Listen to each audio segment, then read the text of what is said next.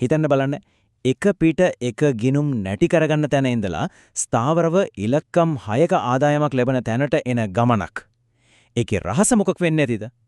ඉතින් අද අපි මේ විග්‍රහයෙන් බලන්න යන්නේ ට්‍රේඩර් කෙනෙක්ගේ ඇත්තම අත්දැකීම් වලින් පෙරලා යන ප්‍රොප් ෆර්ම් ට්‍රේඩින් ගමන සදාටම වෙනස් කරන්න පුළුවන් ප්‍රධාන පාඩම් 5ක් ගැන. මේ වචන දෙක සමහර විට හුරු පුරුදුයි වගේ දැනෙනවා නේද? මේක තමයි ගොඩක් ට්‍රේඩර්ස්ලාගේ කතාවේ ආරම්භය. මේ දිග අමාරු ගමන ගැන මෙහෙම අවංකව පිළිගන්න එකෙන්ම මේ කතාවට ලොකු බරක් ඇත්තක් එකතු වෙනවා. මොකද මේක තමයි ගොඩක් දෙනෙක් මුහුණ දෙන යථාර්ථය. බලන්නකෝ මේ පුදුම හිතෙන වෙනස. එක පැත්තකින් අරගලයෙන් පිරුණු මුල් අවුරුදු 3, අනිත් පැත්තෙන් සම්පූර්ණයෙන්ම වෙනස්ම කතාවක් වුණු ඊළඟ අවුරුදු 3. ඉතින් කොහොමද මේ වගේ දැවන්ත වෙනසක් වුණේ? අන්න ඒකට යතුරු තමයි අපි දැන් ගැඹුරින් බලන්න යන පාඩම් ටිකේ හැංගිලා තියෙන්නේ. හරි. අපි එනවා ගොඩක් දෙනෙක් හිතන දෙයට සම්පූර්ණයෙන්ම පටහනි වගේ පේන මාතෘකාවකට. ඒ තමයි පේ-අවුට් විරෝධාකල්පය. මේකෙන් කියවෙන්නේ අඩු අවදානමක් අරගෙන පොඩි ලාභ ගැනීමෙන් කොහොමද දිගු කාලීනව වැඩිපුර මුදලක් උපයන්න පුළුවන් වෙන්නේ කියලයි. අපි බලමු. මෙන්න මේක තමයි මුළු ගේම් එකේම හදවත. ඉලක්කය වෙන්න ඕනේ එකපාර ලොකු හෝම් රන් එකක් ගහලා ලොකු ලාභයක් බලාපොරොත්තු වෙන එක නෙවෙයි. නෑ. ඒ වෙනුවට මුළු දැක්මම වෙනස් කරලා ලොකු ප්‍රාග්ධනයක් මත පුරුවන් තරම් අඩු අවදානමක් කළමනා කරමින් ස්ථාවර ආදායම් මාර්ගයක් හදාගන්න එක. හොඳට අහගන්න. මේක හරිම වැදගත් දෙයක්. අපි කතා කරන්න ඕනේ ඇහැට පෙනෙන අවදානම ගැන නෙවෙයි, සැබෑ අවදානම ගැන.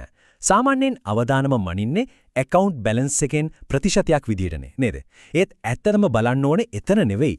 බලන්න ඕනේ draw down එක දිහා. ඒ කියන්නේ firm එකෙන් පාඩු කරගන්න දීලා තියෙන උපරිම සීමාව. උදාහරණයක් බලමු. ඩොලර් ලක්ෂයක account එකක draw down එක 10,000යි. ඒ කියන්නේ 10ට 10යි. එතකොට ඩොලර් 500ක් රිස්ක් කරනවා කියන්නේ ඇත්ත ඒක account එකෙන් 0.5%ක්. හැබැයි ඒක draw down එකෙන් 5%ක්.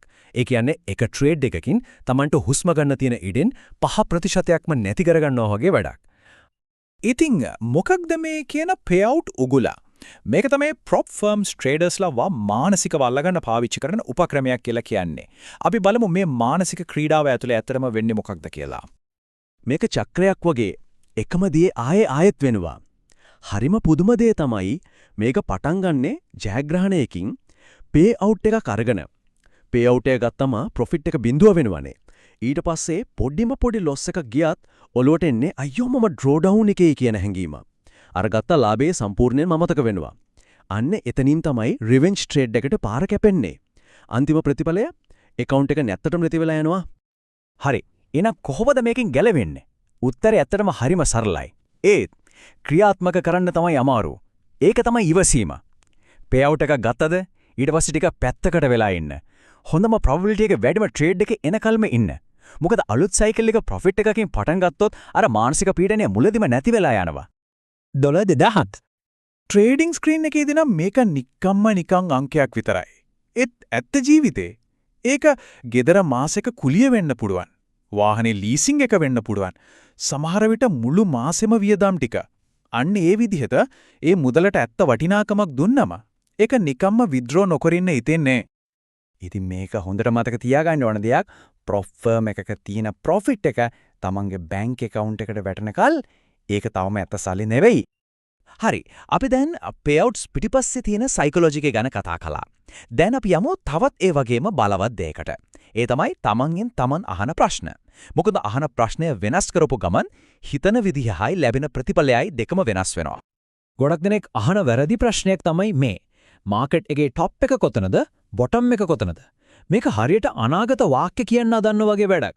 කවදාවත් හරියටම කියන්න බෑ. අන්තිමට වෙන්නේ නිකම් ෆ්‍රස්ට්‍රේට් වෙන එක විතරයි.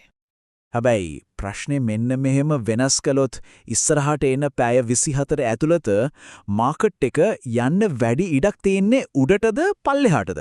දැක්කද වෙනස? මෙතනදී 100%ක් හරි වෙන්න ඕන නෑ. අපි හොයන්නේ probability එක. යන්න පුළුවන් දිශාව. අන්න ඒක තමයි අපිට පාලනය කරන්න, ඒකට අනුව ට්‍රේඩ් කරන්න පුළුවන් දෙයක්. ඉතින් මේකෙන් එන වැදගත්ම පාඩම තමයි හැම වෙලේම perfect entry, perfect exit හොයන එක නවත්තලා මාකට් එකේ ඩිරෙක්ෂන් එක ගැන විශ්වාසය තියෙන එක. තමන්ගේ ඇනලිසිස් එක ගැන විශ්වාසයක් තියෙනවා නම් ටිකක් ලොකු ස්ටොප් ලොස් එකක් තියෙන්න බය වෙන්න එපා. එතකොට මාකට් එකේ පොඩි මූවමන්ට්ස් වලට ට්‍රේඩ් එකෙන් විසිවෙලා යන්නේ නැහැ.